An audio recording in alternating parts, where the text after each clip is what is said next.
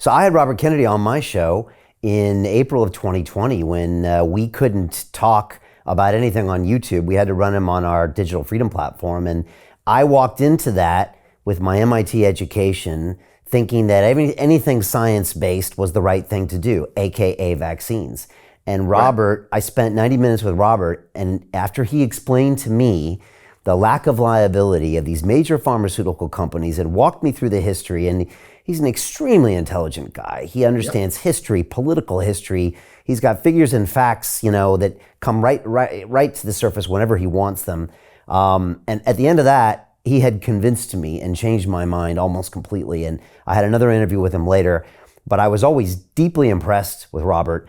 Unfortunately, the media completely, called me anti-vaxxer and shut down any type of footprint. And so he really wasn't even known in America, even though I think he had the best-selling book in America for like a year or so in 21 or 22. Now Right. he's coming out. I've seen some of his speeches. I feel like him running for president is the best PR move he's ever done because now people are forced to listen to him. He was on a 2-hour Twitter space with Musk the other night, and I could just feel the room just shutting up and listening to this guy thinking, wow, this is something special. He doesn't sound like any other politician I've ever heard, especially a Democrat, because he's speaking the truth and he understands what's going on. What a concept, right? Right. And you put your finger on it, Brian, because you can go down the list of policy position, RFK, like some, don't like some, or whatever. That's politics, that's fine.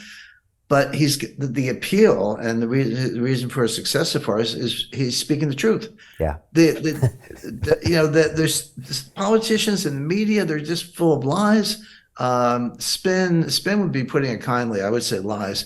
So just the fact that someone's actually, they know what you're talking about, they're speaking the truth. Yeah. That is so refreshing that it draws people to him, even if they don't agree with all of his positions. By the way, the media is now going to have to do a hatchet job on him to keep the Biden, puppet show going. And they'll misrepresent everything he said. He did a big interview the other day, and it might have been the Spaces thing with Elon Musk you're talking about, but I think it might have been some other high-profile publication. But he was asked about the Second Amendment, and he said, you must say the Second. He goes, no. He says, I fully support the Second Amendment. It's been in the Constitution since 1787. But he made it personal. He said, I've grown up in rural areas, most of my life. He lived up in Rhinebeck on the Upper Hudson, but that's a rural area. That's not a big city. And then grew up in Virginia. People have guns. He said it's part of the culture. It had passed down through generations. I understand the meaning of it, et cetera. And as a lawyer and an honest lawyer, he can read the Second Amendment. There are parts of the Constitution you could debate, but the Second Amendment isn't one of them. It's like just plain English. So then I said, what about all these school shootings? He said, yeah, that's really bad. But why aren't we asking the tougher questions? These are pretty much all, 17 to 19-year-old males, and very few women shooters, a couple, but not many. Not people in their 30s and 40s, again, exceptions, but it's predominantly kind of 18 to 21-year-old males.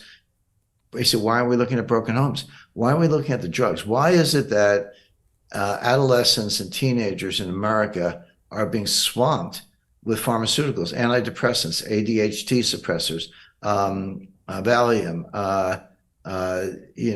various drugs, psychotropic drugs that with not totally understood side effects.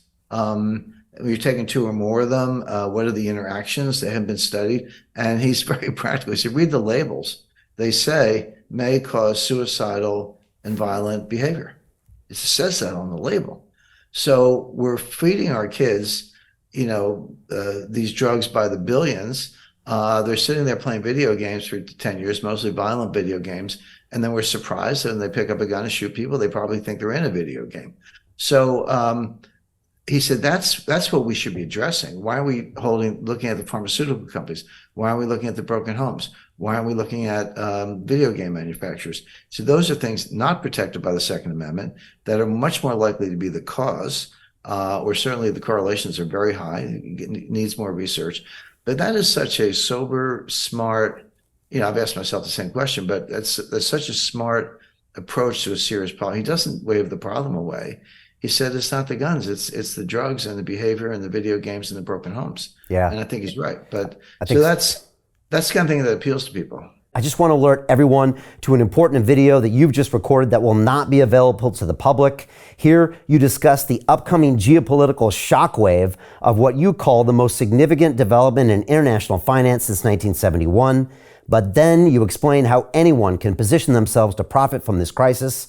Our viewers can access that video at londonreal.tv/Jim, and I highly recommend that everyone go watch that immediately after our conversation. Yeah, and I think then he links that even back to the Department of Defense and then goes after military-industrial complex. I mean, again, and he has seen into that dark, dark world of all of those institutions. I mean, obviously his uncle, potentially was taken out and by one of those institutions. And so, and then he's not afraid to call these companies out. Whereas every other candidate pretty much is in some way, shape, or form. It's an interesting race. Do you think he could beat Biden? Possibly, yes. It's a long shot. I mean, just to be candid, and I do predictive analytics for a living, Brian, and I predict markets all the time, and that's hard enough. The one thing harder than predicting markets is predicting politics. We all know the cliches, a week is a lifetime, and it's true. That's true when it comes to politics. So you got to be careful about getting too far over your skis. But the short answer is yes, and I would put a lot of weight on this New Hampshire situation and Iowa that I just described, where the DNC's trying to rig the primary schedule to favor Biden, but New Hampshire's not having it, and RFK gets it. And like I say, if you can't win the New Hampshire primary and not be taken seriously in the next election. And why was South Carolina so important to Biden in 2020, which it was? Well, African Americans.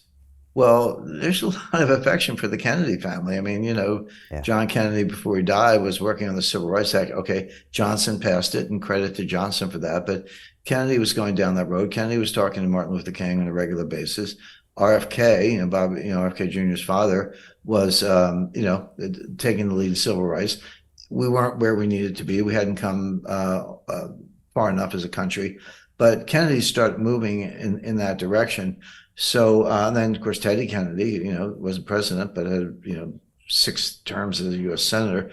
So there's a lot of affection for the Kennedy name in politics. So I wouldn't underestimate how well RFK Jr. might do in South Carolina, even trying to rig it in favor of Biden. Hey, it's Brian Rose, founder of the DeFi Academy. I've told you my 4-week crypto bootcamp is amazing, but don't take my word for it. This is what my students are saying. The DeFi Academy was an amazing experience for me. It took me totally out of my comfort zone. In this course, I was challenged, I was held accountable, and pushed to do things that honestly weren't always easy. It's been phenomenal, and I can't believe we're already up on our 4 weeks. It has flown by. Going through this DeFi accelerator by far was one of the best courses I've taken. You do this course, you really get into the nitty-gritty of the activities that will make you comfortable with decentralized finance. Thank you so much to Brian and everyone at London Real and the DeFi Academy for even putting together an amazing course like this. Anybody else that wants to do it, please sign up. It is well worth the money.